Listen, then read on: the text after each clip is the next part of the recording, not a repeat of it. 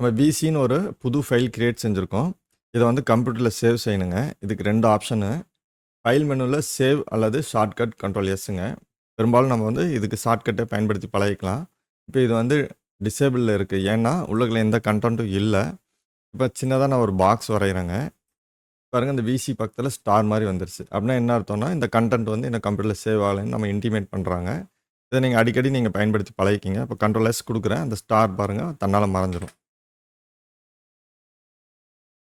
விசின்னு கொடுக்குறோம் file name. இதுக்கு கீழே நிறையா டீட்டெயில்ஸ் இருக்குதுங்க. வெர்ஷன் பாருங்கள் 22ன்னு இருக்கும். ப்ராக்கெட்டில் 2020 குவாரல்டா 2020. பட் ஃபைல் வெர்ஷன் வந்து 22. ஸோ நீங்கள் எந்த வெர்ஷனில் வேணால் சேவ் செஞ்சுக்கலாம். பட் இப்போ 22ல் நம்ம சேவ் செஞ்சுக்கலாங்க. இந்த டீட்டெயில்ஸ்லாம் பெரிய ப்ராஜெக்ட் செய்யும் பொழுது உங்களுக்கு ரொம்ப யூஸ்ஃபுல்லாக இருக்கும்.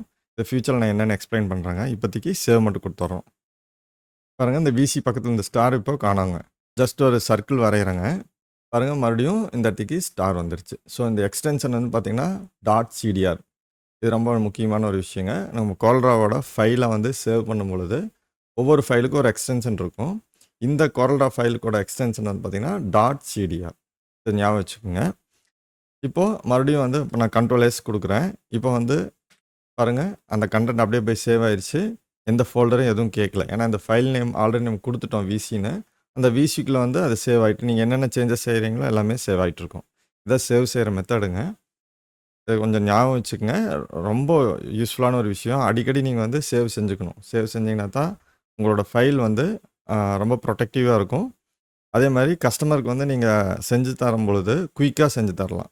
சேவ் செய்கிறதுக்கு கொஞ்சம் மறந்துட்டு நம்ம வந்து ஒர்க் செஞ்சுட்டே இருந்துட்டு நம்ம சேவ் செய்யலை அப்படிங்கும் பொழுது ஃபைல் சம்டைம்ஸ் ஹேங் ஆகலாம், அல்லது சாஃப்ட்வேர் ஹேங் ஆகலாம், என்ன வேணால் நடக்கலாம். அந்த மாதிரி டைமில் ஹேங் ஆயிடுச்சு அப்படிங்கும் பொழுது அந்த நீங்கள் சேவ் எந்த பொசிஷனில் செஞ்சீங்களோ அது வரைக்கும் தான் இருக்கும். அதுக்கு செஞ்சதெல்லாம் இருக்காது. கொஞ்சம் ஞாபகம் வச்சுட்டு அடிக்கடி கண்ட்ரோல் எஸ் கொடுத்துக்கோங்க. ஏற்கனவே சேவ் செஞ்ச ஃபைலை திரும்பவும் ஓப்பன் செய்கிறதுக்கு 3 ஆப்ஷன் இருக்குங்க.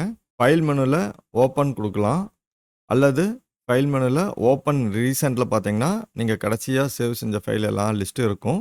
நீங்கள் அதில் எது வேணுமோ அதை கிளிக் செஞ்சு ஓப்பன் செஞ்சுக்கலாம். அல்லது வெல்கம் ஸ்க்ரீனில் பாருங்கள், கடைசியாக சேவ் செஞ்ச ஃபைல் எல்லாமே இங்கே ஃபைல் நேமோட டிஸ்பிளேல இருக்கும். இதை நீங்கள் கிளிக் செஞ்சீங்கன்னா ஓப்பன் ஆயிரும். இந்த 3 மெத்தடும் பயன்படுத்திக்கலாங்க. இந்த வீடியோவில் ஒரு ஃபைலை எப்படி சேவ் செய்கிறது, அந்த சேவ் செஞ்ச ஃபைலினோட எக்ஸ்டென்ஷன் என்ன, அது எப்படி திரும்பி ஓப்பன் செய்கிறது அப்படிங்கிறத பார்த்தோம். இந்த 4 வீடியோவில் இருக்க கண்டென்ட்டை மெமரைஸ் பண்ணி வச்சுக்கோங்க. அடிக்கடி பயன்படும். கொஞ்ச நாள் கழித்து பார்த்தீங்கன்னா இது உங்களோட சப்கான்ஷியஸ் மைண்டில் பதிவாயிரும். ஸோ அப்போ வந்து இது உங்களுக்கு தேவையில்லை, தன்னிச்சையாக செயல்பட ஆரம்பிச்சிடும். Thank you for your like, share, subscribe.